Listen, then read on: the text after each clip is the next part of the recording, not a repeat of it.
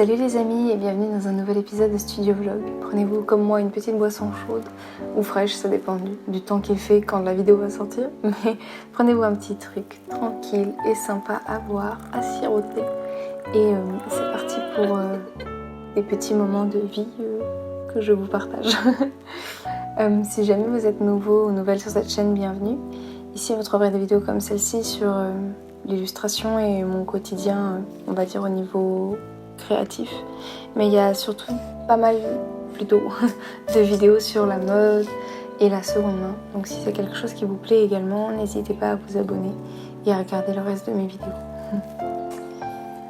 Du coup ces derniers temps, comme je vous en avais déjà un peu parlé dans le dernier studio vlog, j'ai commencé la technique du punch needle, qui est une technique un peu de broderie, tapisserie bouclée, et c'est une technique que j'adore parce que ça va très vite et moi je suis quelqu'un à la fois patient mais en même temps j'aime bien quand on voit un résultat assez rapidement, c'est toujours quelque chose de satisfaisant je trouve. Du coup c'est vraiment à la croisée du tricot qui est vraiment une activité sympa à faire devant la télé et l'illustration qui est une activité un peu plus compliquée des fois à faire devant la télé, surtout sur un canapé. Donc le punch needle c'est vraiment un truc très très chouette et très relaxant à faire. Du coup voilà, et quand je le faisais, mais je pouvais faire ça pendant des heures sans regarder mon téléphone et tout, et c'est hyper agréable je trouve. Du coup voilà, c'est hyper facile à prendre en main, enfin, bien sûr les premières pièces que j'ai réalisées, j'ai fait des erreurs, mais je les ai repérées assez facilement et ça permet d'avancer et tout, et je trouve qu'on progresse très rapidement en fait sur cette technique. C'est une technique vraiment qui peut être...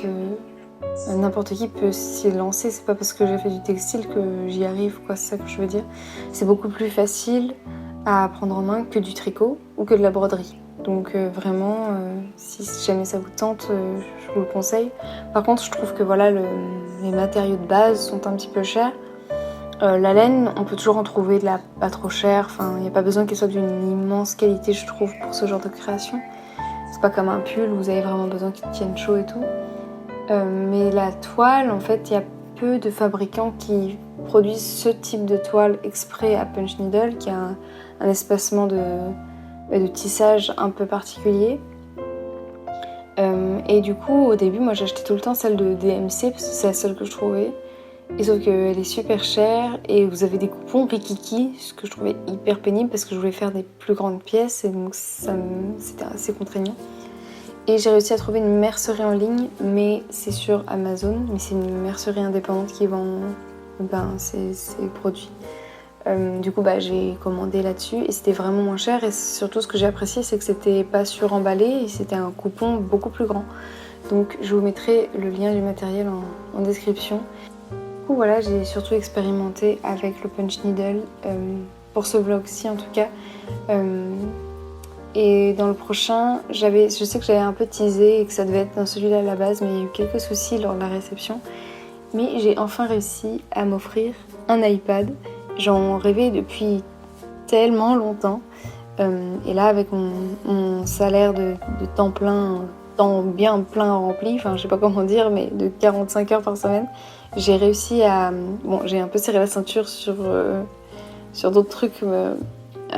au mois d'août, mais j'avais vraiment envie de me l'offrir et je suis trop contente parce que c'est un investissement, mais je regrette pas du tout parce que je l'utilise tous les jours et ça m'a permis de me remettre au dessin quotidiennement. Genre vraiment je rigole pas, je dessine tous les jours et des fois même le matin, si je me réveille un peu plus tôt ou quoi, je vais commencer à faire un croquis ou un truc dessus parce que je peux le faire depuis mon canapé et que j'ai pas besoin de m'installer à mon bureau et de sortir tout mon matériel. Ce qui est quand même un peu, du coup, un gagne-temps, quoi, le fait d'avoir rien à sortir à part la tablette et c'est tout. Donc, ça me permet, avec mes heures de folie du travail, de pouvoir quand même continuer ma passion de base qui est quand même l'illustration.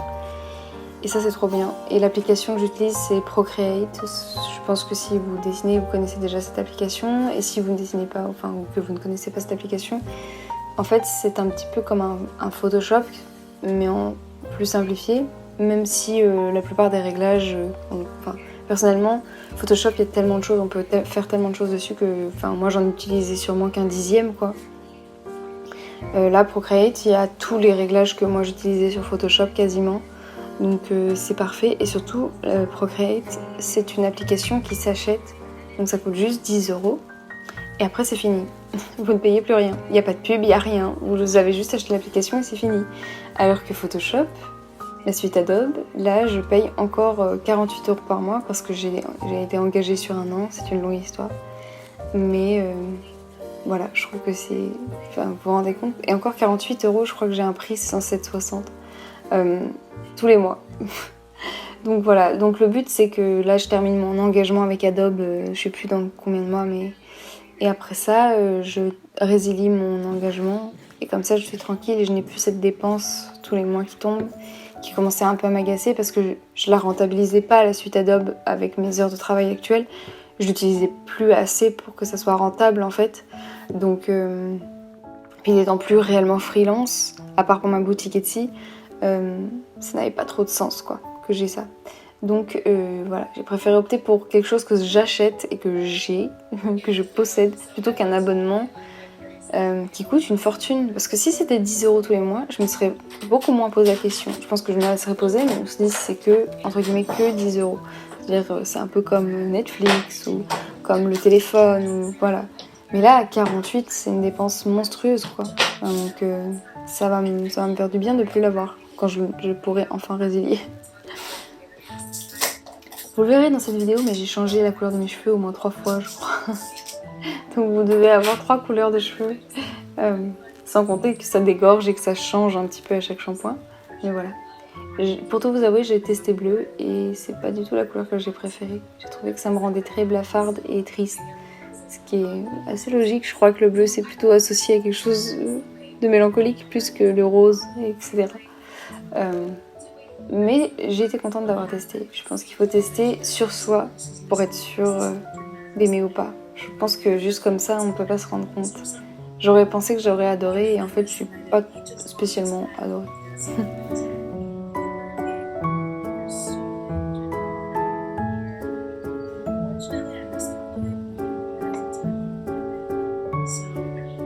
Donc le procédé pour le punch needle, c'est que je fais mon dessin directement sur la toile avec un feutre. De toute façon, votre dessin, il ne se verra pas, donc vous pouvez raturer et tout, c'est pas très grave. Et une fois que j'ai fait mon dessin, je punch, comme on dit, donc je brode quoi, avec l'aiguille et je peux choisir la taille de boucle que je veux. Et une fois que je finis ça, en gros, je coupe le tissu, la toile à environ 1-2 cm au bord des boucles pour laisser une petite marge. Et comme vous avez pu le voir, je je replie le tissu derrière, sur l'arrière de l'ouvrage et je colle avec du vernis-colle et je colle tout l'arrière pour pas que les boucles se défassent tout simplement. Surtout si jamais vous voulez faire un tapis sur lequel on marche, je vous invite vraiment à coller l'arrière, comme ça vous allez être tranquille, ça tient très bien. Et voilà, c'est tout simple. Et après, là, je pense que je vais essayer d'en vendre sur Etsy, si j'arrive à m'en séparer, ce qui est un peu difficile. Mais pour l'arrière, pour que ça fasse plus propre et qu'on ne voit pas tout le vernis-colle et tout, je colle des morceaux de feutrine assez épaisse, parce que moi je préfère la feutrine épaisse. Et ça fait vraiment un rendu très sympa. Voilà.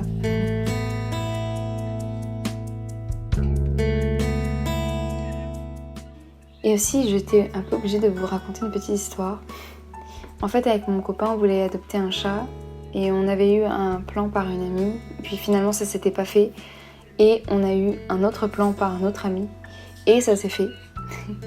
Et du coup, là, je vous présente Mia, qu'on a eu pendant une semaine.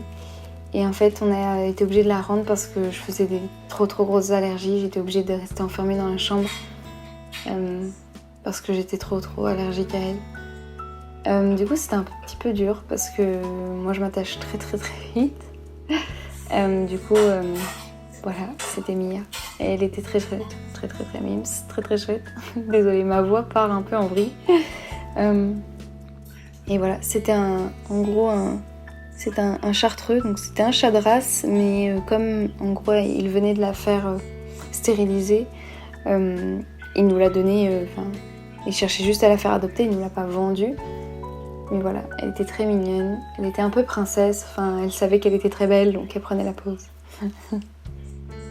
Et voilà. Et elle a déjà retrouvé notre famille, donc Ça c'est cool pour elle, mais on est un peu triste de ne pas avoir pu la garder. Et le monsieur, l'éleveur, était tellement adorable, tellement gentil. Enfin, vraiment, moi, j'étais tellement gênée de lui envoyer un SMS pour lui dire « Excusez-moi, en fait, je vous avais prévenu que ça pourrait peut-être arriver, je suis trop triste, mais on ne pourrait pas pouvoir la garder. Est-ce que c'est possible pour vous de la récupérer ou pas ?» Et elle a dit oui tout de suite. Enfin, il avait quelqu'un d'autre, en gros, au cas où nous, ça ne matche pas. Il préfère toujours prendre quelqu'un d'autre au cas où, parce que même pas forcément par rapport aux allergies, mais par rapport juste aux gens qui peut-être se rendent compte d'un coup qu'ils n'aiment pas les chats, je ne sais pas. Du coup, voilà, vraiment très intentionné, vraiment très gentil. Et voilà, donc c'était le petit quart d'heure Mia. Mais si vous me suivez sur Instagram ou sur TikTok, j'avais posté plusieurs vidéos d'elle, mais peut-être que, enfin, je sais plus trop si j'ai raconté l'histoire en entier, je crois pas, donc voilà l'histoire en entier. Mais du coup, on va attendre et chercher un peu plus quel genre d'animal on pourrait adopter, mais je suis allergique à beaucoup de trucs, donc c'est juste que ces derniers temps, j'avais l'impression de faire moins de réactions par rapport aux chats chez mes parents et tous les chats que je croisais. Donc je me disais peut-être que c'est passé, parce que je connais des gens qui, à l'âge adulte, leur allergie est passée. Et quand on est allé la voir plusieurs fois chez lui, j'ai fait des allergies, mais j'avais plus l'impression que c'était dû aux chatons qui sont très très allergènes comparé aux chats adultes. Et ça avait été gérable. Et en fait, là, quand elle était à la maison, mais au bout de 2 jours, c'était plus du tout gérable. Enfin, je suis déjà allée à l'hôpital, à l'hosto, pour des allergies plus petites que ça. Bon, là, j'avais, avec le Covid et tout, j'avais pas du tout envie d'aller à l'hôpital, puis ils me donnent toujours les mêmes cachets et je les ai. Donc j'ai fait de l'automédication, mais voilà, enfin, c'est encore une fois ça, on sait jamais tant qu'on teste pas, et ça c'est un peu pénible parce que même si l'éleveur était très gentil, moi j'avais pas envie de le déranger pour ce genre de truc quoi. Donc bon, on ne sait pas encore si on prendra peut-être un autre animal, mais peut-être quand on aura un espace de vie plus grand, enfin il est grand notre espace de vie, mais peut-être avec un jardin plutôt, et comme ça l'animal qu'on choisira pourra être peut-être un peu plus dehors ou... Là, c'était un chat qui aimait les intérieurs de toute façon, mais voilà. Mais c'était un chat qui n'aimait pas mes allergies.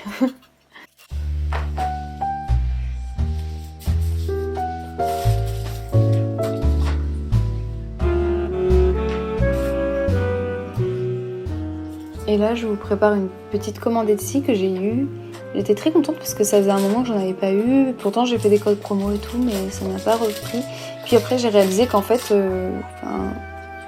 depuis la dernière shop update que j'ai fait en début mai, en gros, il y a quasiment plus de 15 articles qui sont partis.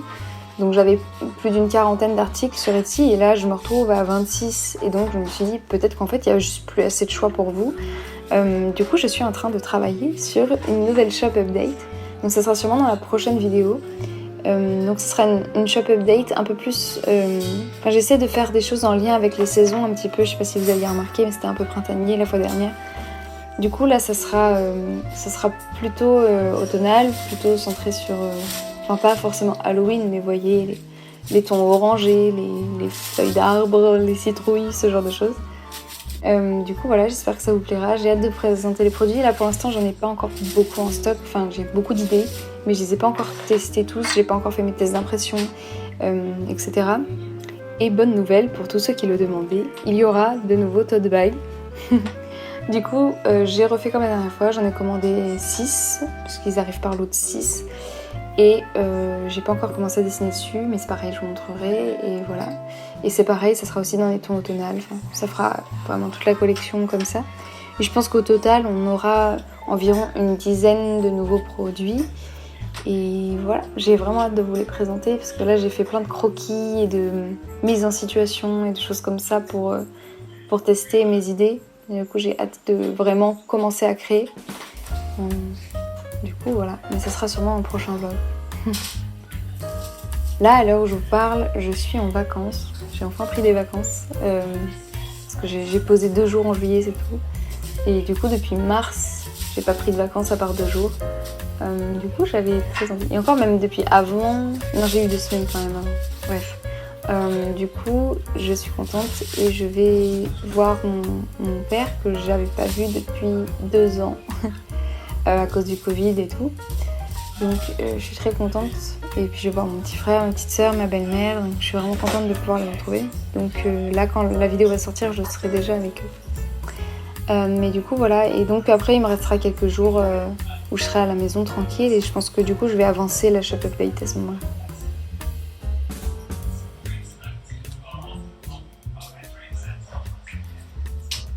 Qu'est-ce qu'on mange à côté des burgers? Les chips. Des chips.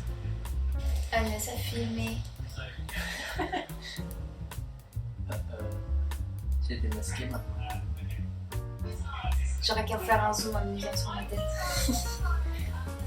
Ta tête, le zoom amusant. Ah!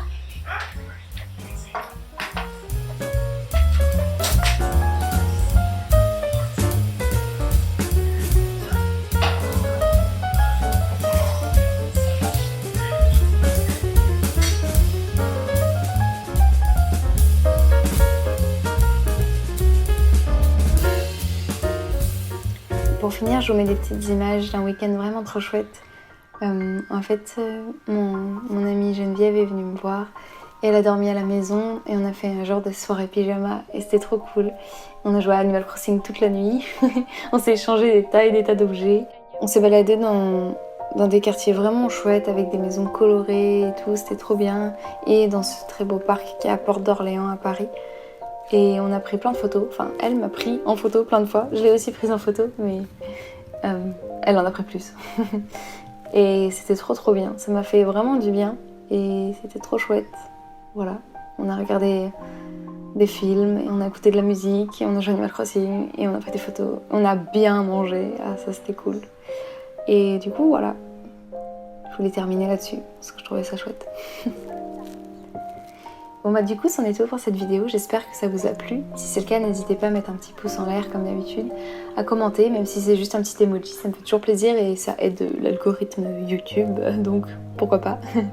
Et puis je vous dis à très bientôt dans la prochaine vidéo. En attendant, prenez bien soin de vous et voilà, bye.